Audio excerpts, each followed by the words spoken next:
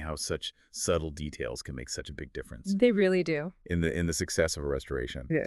Now, our source material also touches on some specialized techniques that go beyond these traditional approaches. Yeah. I'm particularly intrigued by enameloplasty. Can you tell us more about that? Enameloplasty, that's a really interesting technique. And it highlights that shift towards more conservative dentistry. It's all about reshaping the enamel surface without actually removing any tooth structure. So no drilling involved. In most cases, no. We use fine diamond burrs or abrasive discs to smooth out irregularities, shallow pits, or fissures. Think of it like micro-contouring of the enamel. And when would we choose this over like a traditional filling? Enameloplasty. It's a great option for early lesions or developmental defects that haven't progressed into the dentin. Okay. By smoothing out those imperfections, we make it harder for plaque and bacteria to accumulate, which can potentially prevent future decay. So it's like a preventative measure. Exactly. And it's a great example of how we're moving towards a more minimally invasive approach to dentistry,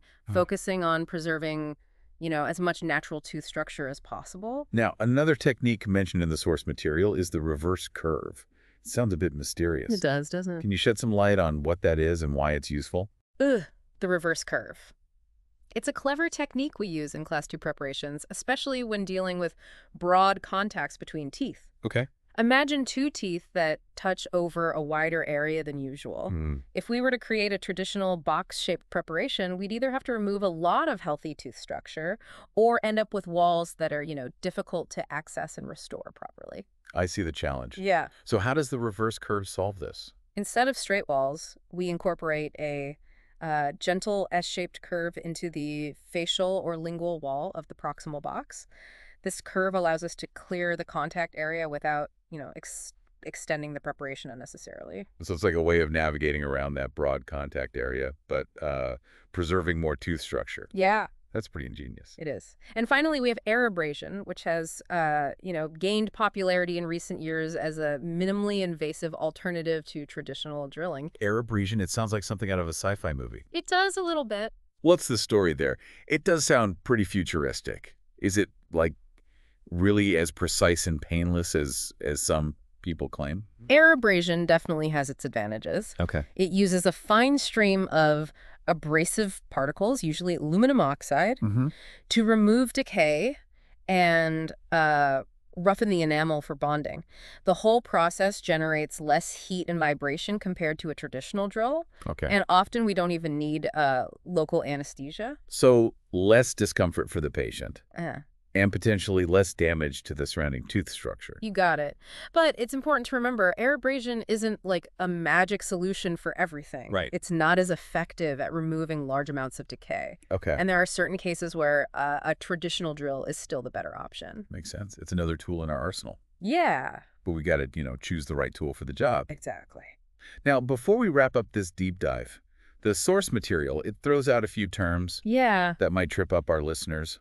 Things like isthmus, smear layer, and cavosurface angle.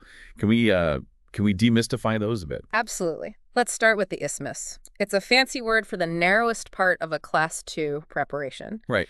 Where the occlusal step connects to, that proximal box we talked about. Yeah. It's a critical area. Okay. Because it has to withstand a lot of force during chewing. So if the isthmus is too narrow or has like sharp angles, Right. it could become a weak point, lead to a fracture. Exactly. We need to make sure it's strong enough to handle the load. Now, the smear layer, this is something we can't see with the naked eye. Okay. But it plays a big role in how well a restoration bonds to the tooth. Intriguing.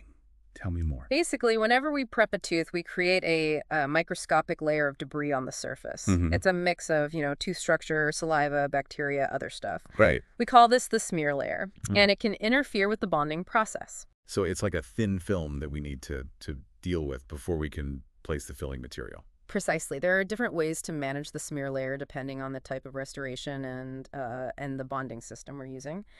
And lastly, we have the cavosurface angle. Okay. Another seemingly small detail that can have a big impact on the long-term success of a restoration. Okay. Break it down for me. What exactly is the cavosurface angle, and why is it so important? It's simply the angle formed between the wall of the preparation and the outer surface of the tooth, right at the edge of the restoration. This angle influences, how well the filling material is retained, how it resists forces, and even how susceptible it is to leakage and future decay. Wow. It's amazing how much thought and precision goes into every aspect of cavity prep. It's like a hidden world of microscopic engineering. It really is. It's a testament to the skill and artistry of operative dentistry. Absolutely.